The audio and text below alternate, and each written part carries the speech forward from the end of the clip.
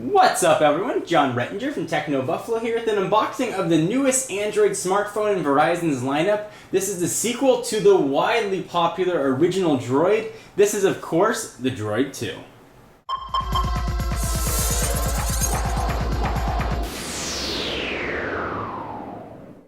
So I'm very excited to take a look at this. I was a big fan of the original Droid. It sort of ushered in the Android era on Verizon, and they've really embraced the operating system ever since. Let's go ahead and dig in. Of course, we'll use the obligatory big ol' knife to dig in. This is the review unit sent from the folks at Verizon. We'll hack into the FedEx pack per usual. Push that off to the side. We'll go over all the specs and such as well. So here we have the Droid 2. Alright, so the box here looks very similar to the original Droid. It's got the number 2 right there. It's tell you apart. Droid 2, Verizon, Google by Motorola. We'll go over all the specs as we get further into the phone. But here's a little bit more about it. Adobe Flash Player included, so it's full flash support. DLNA, which is quite nice for watching some of your content on other devices. A little bit more about it, hearing aid capable. What's in the box, but we will see all that in just a minute. And on the back, another picture. So let's talk about specs real quickly. First, this is going to run you $199.99 after rebates in a 2-year contract on Verizon. It is running the most current build of Android, Android 2.2, with Motorola's revamped and very useful, actually, Moto Blur. I've done a full overview of what this looks like when we first took a look at the Droid X. 3.7-inch WVGA touchscreen. We'll talk about that when we get to the phone, which is right here. So we're talking about that WVGA touchscreen, which means it's got a resolution of 480 by 854 and capable of 16 million colors. So let's take a look at the device. Before we go look at the accessories, usually I do that in reverse. So it's a very familiar streamlined Droid form factor. You can definitely tell if this is part of the Droid family. So you've got the Moto Blur of icons, you've got a menu icon, home button in the back, and a search. Really nice screen. It's got a very nice feel to it. Go ahead and slide it out because it does have a full QWERTY keyboard, a revised QWERTY keyboard. One of the things that I really didn't like about the initial Droid was the keyboard, particularly the D-pad, seemed to take up a lot of unnecessary space. Motorola has fixed that. There are now some arrow keys here instead of a D-pad, and you get a bit more flush keyboard. You take a look at the side. There's not all that much room. We'll take a look at the keyboard though when we do a review of it. But on first blush, does appear to be relatively useful. On the back, we have a 5-megapixel camera, and this phone is powered by a T-Mobile TI OMAP processor clocked at 1 gigahertz, so it can really keep up with the Snapdragons of the world.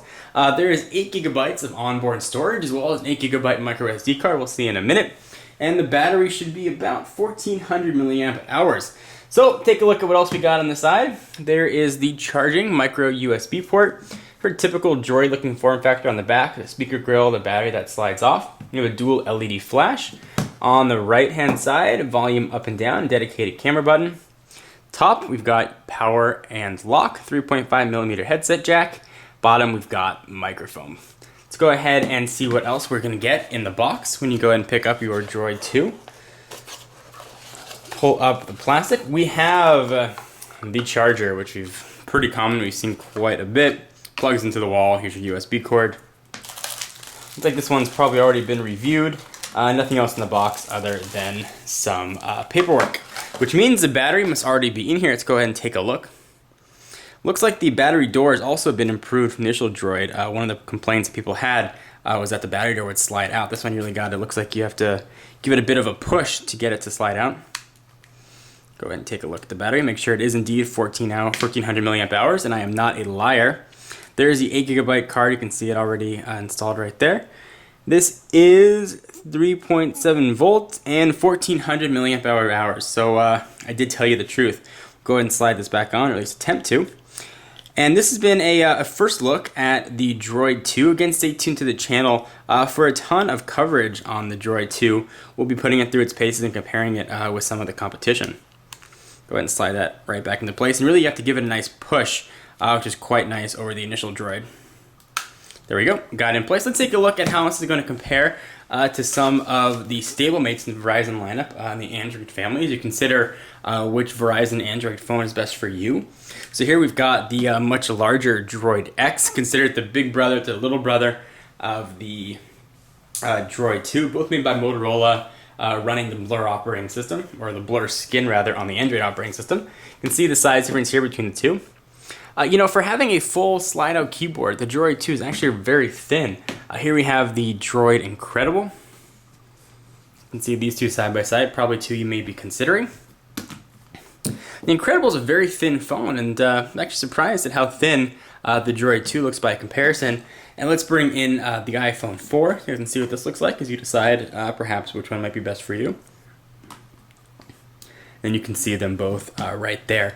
I should mention it does have support for Verizon's mobile hotspot. You connect up to, I believe, 5 devices using Verizon's EVDO Rev-based service, which is quite fast. So stay tuned to the channel for a full overview of the operating system and some more hardware looks and a ton of other Droid 2 coverage. I'm John Rettinger from TechnoBuffalo. I'll see you in the next video. Bye-bye.